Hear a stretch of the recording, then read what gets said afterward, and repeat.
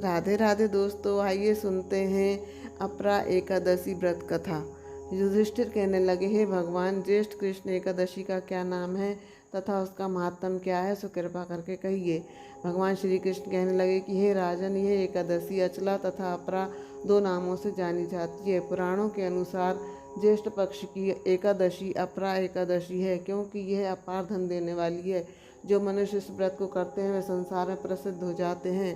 इस दिन भगवान त्रिविक्रम की पूजा की जाती है। अपरा एकादशी के व्रत के प्रभाव से ब्रह्मा हत्या, भूत योनि, दूसरों की निंदा आदि के सब पाप दूर हो जाते हैं। इस व्रत के करने से पर स्त्री गमन, झूठी गवाही देना, झूठ बोलना, झूठे शास्त्र पढ़ना या बनाना, झूठा ज्योतिषी बनना तथा झूठा वेद बनना आदि सब पाप नष्ट हो जाते हैं।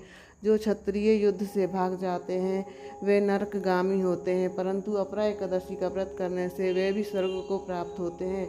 जो शिष्य गुरु से शिक्षा ग्रहण करते हैं फिर उनकी निंदा करते हैं वे अवश्य नरक में पड़ते हैं, मगर अपरा एकादशी का व्रत करने से वे भी इस पाप से मुक्त हो जाते हैं। जो फल तीनों पुष्कर में कार्तिक पूर्णिमा को स्नान करने से या गंगा तट पर पितरों को पिंड दान करने से प्राप्त होता है, वहीं अपरा एकादशी का व्रत करने से प्राप्त होता है। मकर के सूर्य में प्रयागराज के स्नान से, शिवरात्रि का व्रत करने से, सिंह राशि के बृहस्पति में गोमती नदी के स्नान से, कुंभ में केदारनाथ के दर्शन या बद्रीनाथ के दर्शन, सूर्य ग्रहण में कुरुक्षेत्र के स्नान से, स्वर्ण दान करने से अथवा अर्ध प्रस्तुता गोदान से जो फल मिलता है वही फल अपरा एकादशी के व्रत से मिलता है। यह व्रत पाप रूपी वृक्ष को काटने के लिए कुल्हाड़ी है, पाप रूपी ईंधन को जलाने के लिए अग्नि, पाप रूपी अंधकार को मिटाने के लिए सूर्य के समान, मृगों को मारने के लिए सिंह के समान है। अतः मनुष्य को पापों से डरते हुए इस व्रत को अवश्य करना चाहिए। अपरा एकादशी का व्रत तथा भगवान का पूजन करने से मनुष्य सब पापों से छूटकर विष्णु लोक को जाता है। इसकी प्रचलित कथा के अनुसार प्राचीन काल में महिध्वज नामक एक धर्मात्मा राजा था। उसका छोटा भाई ब्रजध्वज बड़ा ही क्रूर, अधर्मी तथा अन्यायी था। वह अपने बड़े भाई से द्वेष रखता था।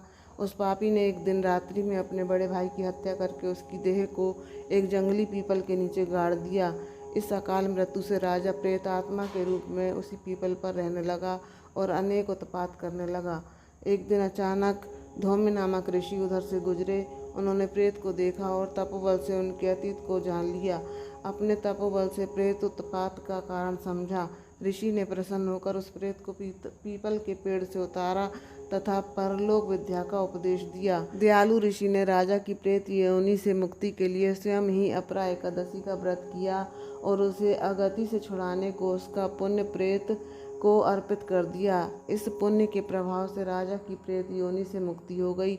वे ऋषि को धन्यवाद देता हुआ दिव्य देह धारण कर पुष्पक विमान में बैठकर स्वर्ग को चला गया। हे राजन, यह अपरा एकादशी की कथा मैंने लोकहित के लिए कही है। इसे पढ़ने अथवा सुनने से मनुष्य सब पापों से छूट जाता है। बोलो ग्यारस माता की जय।